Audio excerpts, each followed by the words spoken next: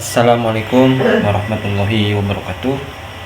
Bapak-bapak, ibu-ibu, viral ya, ada seorang ibu-ibu ini ya, menanggapi tentang ya oknum ya Habib yang mana sampai dicium-cium kakinya ya.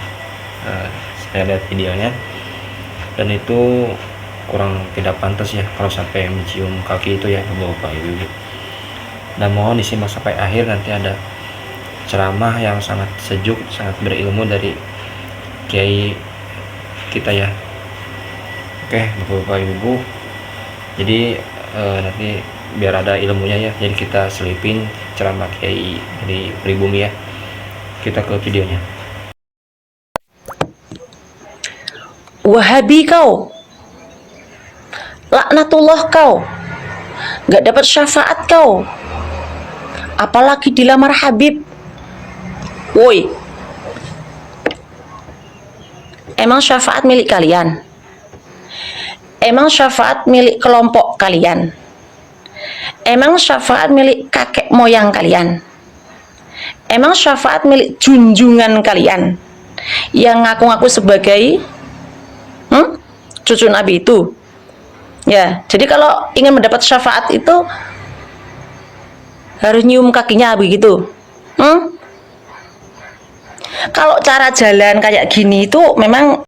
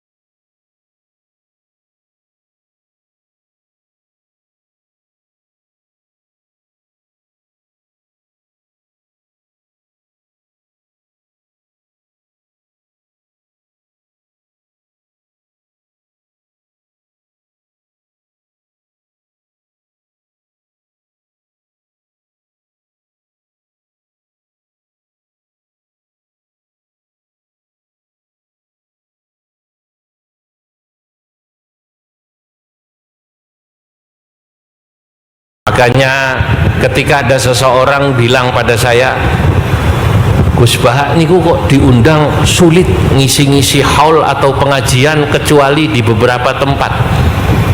Saya jawab, saya katakan pun cukup, yang jadi korbannya saya saja. Orang seperti Gus Baha itu memang sebaiknya tetap istiqomah mucal ngaji. Saya katakan waktu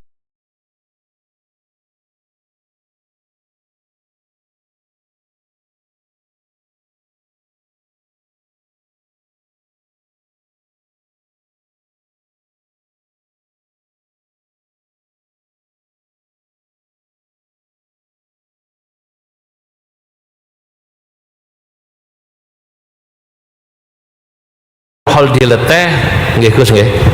Dulu sebelum saya diamanati ten mriki di Tanfidiyah ini, dulu saya di Suriah kados Gus Tajul niki, saya masih istiqomah ngaji, Bib. Majelis tinggalan orang tua saya itu lebih dari 25 majelis seminggu. Sekarang harus saya bagi dengan adik saya keliling ngaten niki. Resikonya apa? Pasti yang namanya tidak istiqomah ngajar ngaji, mutolaahnya kurang. Mutolaahnya kurang. Lagi pula orang yang sering keliling ini sulit bisa nulis. Yang sama-sama kita hormati para sesepuh yang hadir di hadapan saya, Romo Kiai Haji Ali Masyhuri, Romo Kiai Haji Abdus Salam Mujib, leres nggih? Romo Kiai Haji Hasan, ada Kiai Haji Tajul Mafakhir, ada Kiai Haji Anis, serta Kiai Haji Firjaun Barlaman bin Kiai Ahmad Siddiq yang baru saja menyampaikan sambutan. Wabil khusus kakak saya Menteri Sosial ini Gus Saifullah Yusuf, karena senior saya di PBNU. Para hadirin hadirat yang hadir di majelis haulnya Romo Kiai Haji Hamid Pasuruan, insya Allah semoga kita semua yang hadir mendapatkan keberkahan dari Allah Subhanahu wa Ta'ala. Allahumma amin. Pagi hari ini alhamdulillah kami dapat hadir di tempat ini mewakili Ketua Umum Pengurus Besar Nahdlatul Ulama Kiai Haji Yahya Khalil Saquf, yang hari ini beliau harus berangkat ke Amerika, sehingga menyampaikan salam kepada semua yang hadir di sini. Biasanya Gus Yahya tiap tahun niku rawuh nggih mriki, tapi hari ini harus terbang nanti sore, jadi waktunya beliau tidak bisa hadir kemari. Para hadirin yang dimuliakan Allah, tentu Mbah Hamid Pasuruan ini bagi Nahdlatul Ulama adalah salah satu ulama yang memang istimewa, ya, sehingga setiap haulnya selalu ada yang hadir mewakili PBNU. Kita tahu bahwa orang menjadi kekasih Allah itu biasanya karena yang bersangkutan memiliki kredit poin, memiliki nilai. Kadang-kadang nilainya 1 atau kadang-kadang 2, kadang-kadang 3. Ada beberapa faktor, ada beberapa poin yang membuat yang bersangkutan dijadikan kekasih Allah. Ahlan wa sahlan Al-Habib Jindan, tafadhalu.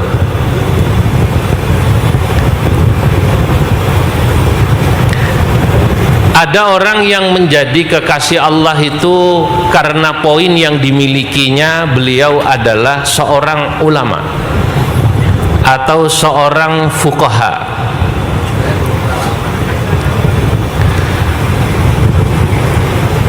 Tafadhalu ya habibna. Ala ma fi muskilah. Jadi ada orang yang menjadi kekasih Allah atau waliullah itu karena ilmu, karena al-fiqhu. pemahaman yang dimiliki yang bersangkutan. Sehingga dahulu ada sebuah makalah yang dinisbatkan, ada yang mengatakan kepada Al-Imam Asy-Syafi'i, ada yang mengatakan makalah ini dinisbatkan kepada Al-Imam Abu Hanifah. Beliau berkata, "Lau lam yakunil fuqaha'u waliyan, lam yakun fil ardi waliyun." Saya ulang. "Lau lam yakunil fuqaha'u awil ulama'u awliya Allahi fil ard, lam yakun fil ardi waliyun." Jika di muka bumi ini katanya para fuqaha atau para ulama itu bukan menjadi wali atau tidak bisa disebut menjadi walinya Allah, kekasih Allah, lam yakun fil ardi waliyun, maka di bumi ini tak ada lagi wali. Ungkapan yang dinisbatkan kepada Imam Asy-Syafi'i, ada yang mengatakan dinisbatkan kepada Imam Abu Hanifah, ini menunjukkan bahwa ada kekasih Allah itu yang menjadi kekasih Allah, menjadi wali karena ilmunya. Poinnya adalah ilmu. Orang yang istiqomah mucal niku ten pondok yang disebut murabbiyin, nah, itu biasanya wali karena istiqomah. Saya ulangi, orang yang biasanya istiqamah ngaji atau istiqamah tahammulil ilmi, dia disebut sebagai wali. Nah, niku berat zaman sekarang ini. Makanya ketika ada seseorang bilang pada saya, "Gus Bah, niku kok diundang sulit ngisi-ngisi haul atau pengajian kecuali di beberapa tempat." Saya jawab, saya katakan, pun cukup yang jadi korbannya saya saja. Orang seperti Gus Bah itu memang sebaiknya tetap istiqomah mucal ngaji. Saya katakan waktu haul dileteh, nggih Gus nggih. Dulu sebelum saya diamanati ten mriki di Tanfidiyah ini, dulu saya di Suriah kados Gus Tajul niki, saya masih istiqomah ngaji, Bib.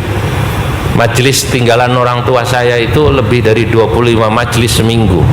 Sekarang harus saya bagi dengan adik saya keliling ngaten niki. Resikonya apa? Pasti yang namanya tidak istiqomah ngajar ngaji, mutolaahnya kurang. Mutolaahnya kurang. Lagi pula orang yang sering keliling ini sulit bisa nulis. Kalau niku kepanggih ulama-ulama dari Pakistan, kepanggih ketemu ulama-ulama dari Afghanistan, Gus. Di Afghanistan unik, ulamanya jadi menteri. Salah satunya Wazirul Ma'din wal Petrol, menteri pertambangan dan perminyakan. Ini menteri tapi memberi pada saya informasi, alhamdulillah saya mensyarahi Sahih Bukhari dalam 7 jilid. Masya Allah, itu menteri pertambangan. Bagaimana menteri sosialnya itu?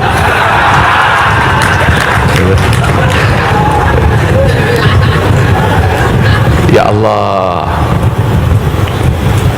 Saya bertemu dengan Syekh Muhammad Taqi Al-Uthmani, salah seorang muhaddits yang masih hidup saat ini di Pakistan, di Karachi. Saat saya ke Karachi, Pakistan, saya bawa kitab guru saya Mbah Sahal Mahfud, Anwarul Basair ala Ta'liqatil Ashbah wan Nadhair. Lalu saya katakan bahwa Mbah Sahal ini ulama yang tidak pernah belajar lama di Timur Tengah, kecuali fil mawasim, hanya pas saat musim haji saja. Tapi beliau bisa mengarang kitab ini, ngaji, menjadi muridnya Syekh Yasin Al-Fadani. Beliau kagum begitu membaca kitabnya Mbah Sahal. Lalu beliau katakan, "Ana aidan ya'ni tilmid Syekh Yasin Al-Fadani hinama taraddadtu ila Makkah fi sab'ina." Saya juga murid Syekh Yasin Al-Fadani ketika saya ke Makkah pertama kali mengambil sanad dengan beliau. Tapi apa yang terjadi? Kenapa ulama-ulama Pakistan, ulama-ulama Afghanistan, ulama-ulama India produktif mengarang kitab? Saya kok mengangan-angan karena ulama-ulama di sana itu tidak disibukkan untuk menghadiri acara hall. Ulama-ulama di Indonesia apalagi PBNU ini harus keliling kados kula niki ngewangi Gus Yahya dan Gus Ipul ngurus organisasi sambil acara keagamaan. Tadi malam saya datang dari Ternate, sebelumnya dari Ambon. Nggih ngurus NU niku. Ya. Kapan punya waktu menulis kitab? Kapan punya waktu untuk istiqomah kali santri-santri ten salafiyah niku baca kitab seperti para masyayikh ini? Makanya orang seperti Gus Baha atau ulama-ulama yang memang sudah istiqomah, empunlah, biarlah beliau tetap istiqomah menjadi ulama dan fuqaha itu, karena sesungguhnya beliau-beliau inilah wa auliya Allahi fil ard, adalah para walinya Allah di muka bumi. Oke, Bapak-bapak, Ibu-ibu, itu dia ceramah dari yang pertama. Ia ada keluh kesah dari masyarakat pribumi ya terkait oknum Habib ini, dan mohon ditanggapi bagaimana pendapat bapak-bapak ibu tentang si ibu ini ya, seperti itu tanggapannya. Dan tadi ada Ki Nusantara yang mana beliau ya sangat mumpuni ilmunya ya, dan itu syarat menjadi seorang kekasih yang itu mengamalkan ilmunya ya. Jadi mutolaah atau mengulang-ulang pelajaran yang telah dipelajari ya. Oke, itu video kali ini, semoga bisa diambil manfaatnya ya dari ceramah Kiai Nusantara tadi. Semoga Allah panjangkan umurnya juga untuk Kiai Mustafa ini, amin ya rabbal alamin. Dan untuk si ibu ini ya, yang jeleknya dibuang, yang buruknya diambil ya teman-teman, bapak-bapak, ibu-ibu. Terima kasih. Assalamualaikum warahmatullahi wabarakatuh.